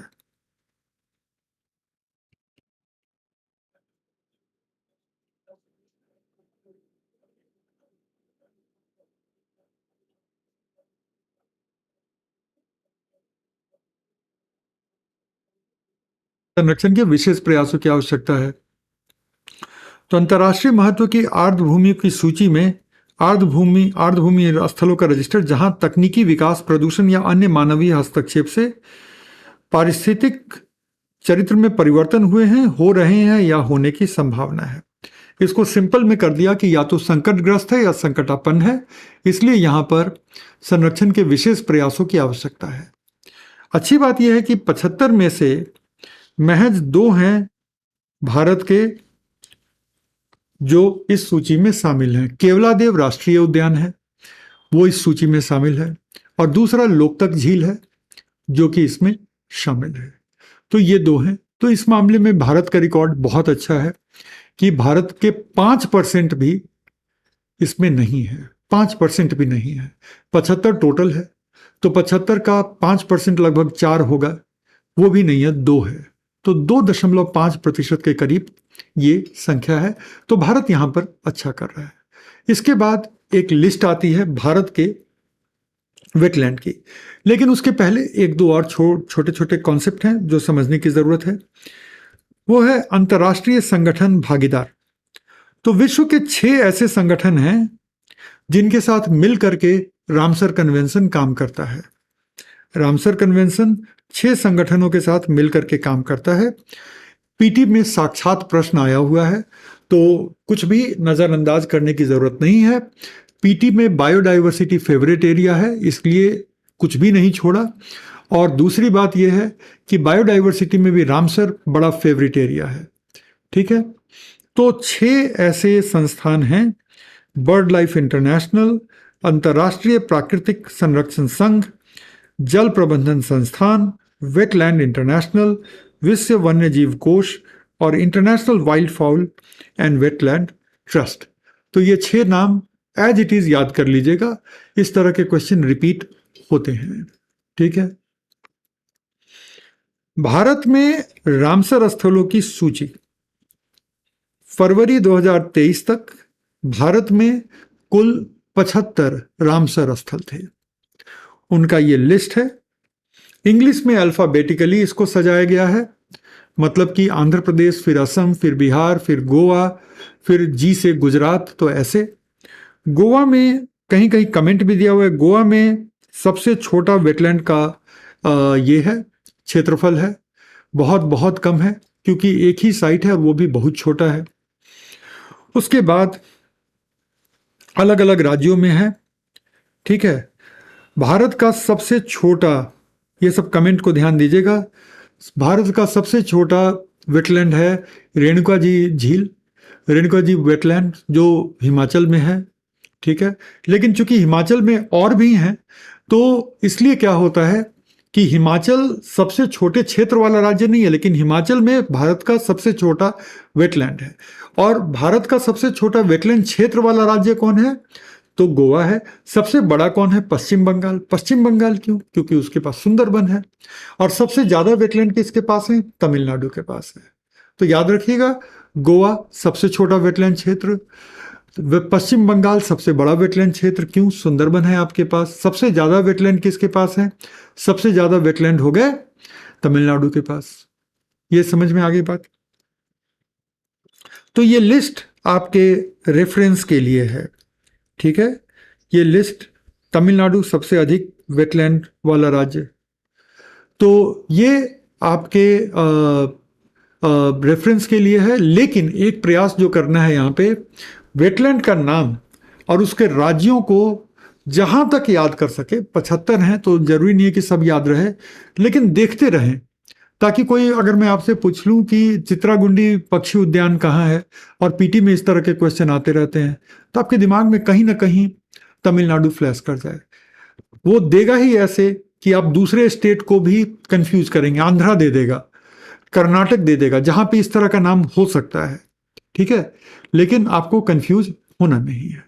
ठीक है, यूपीएससी 22 में क्या क्वेश्चन है, 21 में है क्वेश्चन, 19 में है क्वेश्चन। क्वेश्चन भरे हुए हैं, क्वेश्चन भरे हुए हैं वेटलैंड से। ठीक है, तो ये खूब बड़ा सा लिस्ट है आपका। और पश्चिम बंगाल भारत का सबसे बड़ा रामसर स्थल पश्चिम बंगाल में है, सुंदरबन। ठीक है, तो एक ये, इसके अलावा जो ये मैप है, ये गवर्नमेंट ऑफ इंडिया का ही दिया हुआ मैप है। ये जो मैप है ना, ये गवर्नमेंट ऑफ इंडिया का दिया हुआ है। तो ये अच्छी बात है कि भारत सरकार अब इतना अच्छा सुंदर मैप बना करके और आपको देती है। तो जाहिर है कि जब सरकार ने दे दिया तो यूपीएससी को तो अधिकार दे दिया, उससे अच्छा है कि नहीं देती। यूपीएससी को अधिकार दे दिया कि अब पूछ लो वेटलैंड से जितने सवाल पूछने हैं। तो थोड़ा सा इस पर नज़र देते रहिएगा, टाइम लगेगा करने में, लेकिन कर लेंगे। नामुमकिन आप लोगों के लिए कुछ भी नहीं है। और ये नए शामिल हुए जो 11 वेटलैंड है ना, उनका लिस्ट मैंने अलग दे दिया है क्योंकि ये ज़्यादा इंपॉर्टेंट होते हैं। जो भी नए शामिल होते हैं दे आर इम्पॉर्टेंट, लेकिन इसका मतलब नहीं कि पुराने वाले टेबल को आप नहीं देखेंगे। और यहाँ पे भी जो हैं वो भी मैप में भी हैं, क्योंकि ये मैप भी लेटेस्ट है, और वो उस टेबल में भी है जो पिछले वाले पेज पे है। तो लेकिन नए वाले को अलग से कर दिया है। तो उड़ीसा के 3 हैं, एमपी में 1 है, और फिर देखो ना तमिलनाडु के कितने सारे आ गए। तमिलनाडु के 4 आ गए, महाराष्ट्र का 1 है, और जम्मू एंड कश्मीर का 2 है। तो इसको आप एक बार याद कर लेंगे जो जरूरी है।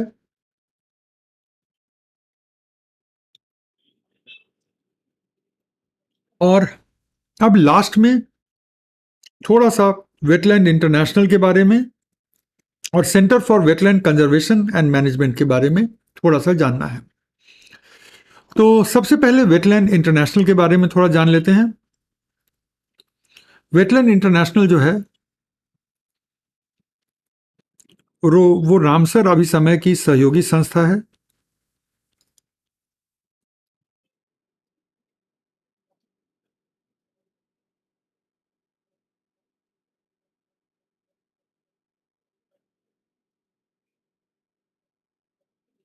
वैश्विक गैर लाभकारी संगठन है जो सिर्फ और सिर्फ वेटलैंड के लिए समर्पित है, नाम से ही पता है। लेकिन ये एकमात्र ऐसी संस्था है, वो याद रखिएगा। और इसकी अपनी एक हिस्ट्री है। ये 1937 में जल पक्षियों के लिए ये बना था, ठीक है। इसका नाम था इंटरनेशनल वाइल्ड फाउल इंक्वायरी, 1937 में।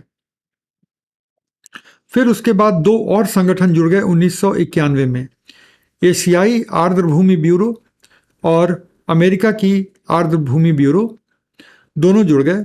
और उसके बाद तीनों को मिला करके, 3 संगठनों को मिला करके वेटलैंड इंटरनेशनल बनाने के लिए विलय किया गया, ठीक है। तो 1996 में वेटलैंड इंटरनेशनल नाम की संस्था की शुरुआत हो जाती है। मुख्यालय नीदरलैंड में है, ठीक है। उसके बाद ये भारत सरकार की पहल है 2021 की, आर्द्रभूमि संरक्षण और प्रबंधन केंद्र, centre for wetland conservation and management. ये 2 फरवरी 2021 को ये भारत में स्थापित किया गया, जिस दिन वर्ल्ड वेटलैंड्स डे था। ये पर्यावरण, वन एवं जलवायु परिवर्तन मंत्रालय के तहत काम कर रहे राष्ट्रीय सतत तटीय प्रबंधन केंद्र का एक हिस्सा है, चेन्नई में है ये। और इस केंद्र का उद्देश्य क्या है? इस केंद्र का उद्देश्य है भारत की आर्द्रभूमि का संरक्षण और बहाली करना। तो ये जो है, ये आर्द्रभूमि संरक्षण एवं प्रबंधन केंद्र जो 2021 में हुआ, पर्यावरण एवं वन मंत्रालय के अंतर्गत आता है। चेन्नई में इसका मुख्यालय है, और चेन्नई में ये राष्ट्रीय सतत तटीय प्रबंधन केंद्र के तहत ये काम करता है। तो इस तरह से अगर आप देखें तो अब आपका ये लास्ट पेज है। हाँ, तो इस तरह से आप देखें तो अब आपका बायोडाइवर्सिटी का सेक्शन इतने कंप्लीट कॉम्प्रिहेंसिव तरीके से हो गया कि इसके बाद अब कोई भी लॉजिकल प्रश्न आपसे पूछ ले, कोई भी लॉजिकल प्रश्न पूछ ले, तो उस प्रश्न से अब आपको कोई दिक्कत नहीं आने वाली, लॉजिकल। और यूपीएससी के बारे में एक बात कही जाती है कि यूपीएससी कुछ भी हो जाए, इलॉजिकल प्रश्न नहीं पूछता, कुछ भी हो जाए। और बायोडाइवर्सिटी एक बड़ा इंपॉर्टेंट एरिया था। हमने भी काफ़ी तफसील से, काफ़ी आराम से हर टॉपिक के एकदम कोने कोने में जाकर के पढ़ाई की है। किसी भी बुक में बायोडाइवर्सिटी पे इतने थीम नहीं मिलेंगे और अनावश्यक सब कुछ भरा होगा जहां से क्वेश्चन नहीं आते हैं।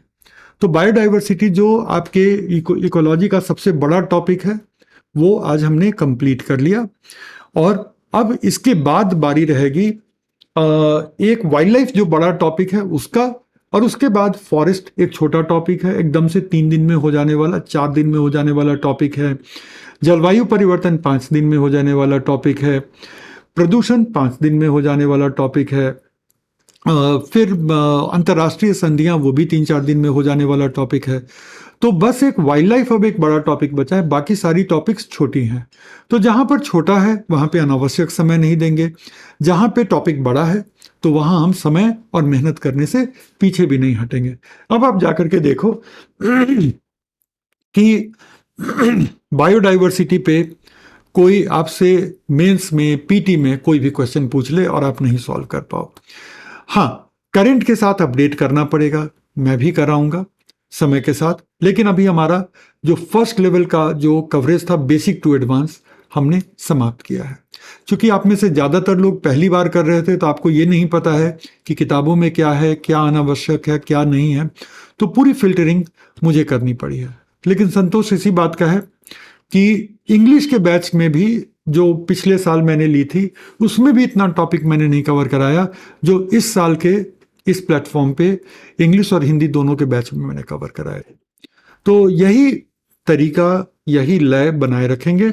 लेकिन अब मेरी अगली क्लासेस पीटी के बाद होंगी, क्योंकि अब कल से शुरू करके और पीटी तक रोज 7-8 घंटे की ऑफलाइन क्लासेस लेनी है। हर साल लेता हूँ उन सैकड़ों स्टूडेंट के लिए जो इस बार मेरे साथ पीटी दे रहे हैं। पूरे साल लगे हुए थे ऑफलाइन में, तो इस बार पीटी दे रहे हैं। तो ये मेरी एक विशेष क्लास होती है जिसको मैं कहता हूँ last moment revision and hand holding. तो इसमें मैं करंट को रिवाइज कराऊंगा, इसमें इन्वायरमेंट को रिवाइज कराऊंगा, साइंस टेक को रिवाइज कराऊंगा, इकोनॉमी के करंट को रिवाइज कराऊंगा। और इतने को अगर आप रिवाइज करके चले जाते हो तो पीटी का 50% गेम तो यहीं पे सॉल्व हो जाता है। तो जितने लोग पीटी के बॉर्डर लाइन के पीछे हैं तो उनको अब धक्का दे करके पीटी क्लियर कराने की कवायद होती है। और जो लोग इन 15 दिनों की क्लास अटेंड करते हैं उनका किसी और ही लेवल पे रहता है। लेकिन हाँ, ये 15 दिन में मैजिक नहीं होता है, पूरे साल बैठते हैं, पूरे साल मेहनत करते हैं, तब ये लास्ट में 15 दिन हम लोग रगड़ के काम करते हैं। तो अब उनके साथ थोड़ा समय व्यतीत करना होगा। पीटी के बाद फिर से उपस्थित हो जाएंगे और उसके बाद फिर जम करके इन्वायरमेंट, साइंस टेक वगैरह की दुनिया में जाएंगे। इन्वायरमेंट के लगभग मतलब आधे टॉपिक बचे हुए हैं, समय के हिसाब से बोल रहा हूँ, तो उसको हम लोग फटाफट कर लेंगे 1 महीने में। उसके बाद साइंस टेक पे चले जाएंगे। तो ये है पूरी की पूरी योजना। तो अब थोड़े अंतराल के बाद मिलना होगा बीच में, लेकिन कुछ स्पेशल सेशन लेंगे, आंसर राइटिंग पे लेंगे, शायद एक यूट्यूब लाइव सेशन भी हो सोमवार या मंगलवार को, तो उसके लिए भी आपको सूचना मिल जाएगी। तो उस सब में आपके साथ बने रहेंगे, लेकिन इन्वायरमेंट के साथ वापस जो आएंगे वो अब पीटी के बाद आएंगे। तो ये है। और इस बीच सारी चीज़ों को कंसोलिडेट कीजिए, सारी चीज़ों को रिवाइज कीजिए, और ये जो कुछ भी अंडरलाइन किए हैं ये अब आपके साथ तुरंत शेयर हो जाएगा, तो आप उसको अब रिवाइज करना शुरू कीजिए। ठीक है, तो जल्दी ही मिलते हैं। आप लोगों के कहे अनुसार गुड बाय नहीं बोलेंगे, जल्दी मिलते हैं। अपना ध्यान रखिएगा, मैं भी अपना ध्यान रखूंगा। हम लोग अपने स्वास्थ्य को मेंटेन करते हुए, अपने मानसिक फोकस को मेंटेन करते हुए अपने काम में लगे रहें, वही सबसे बड़ी पूजा और तपस्या है। तो ऑन दैट नोट अब आप लोगों से इजाज़त लेते हैं और जल्दी मिलते हैं।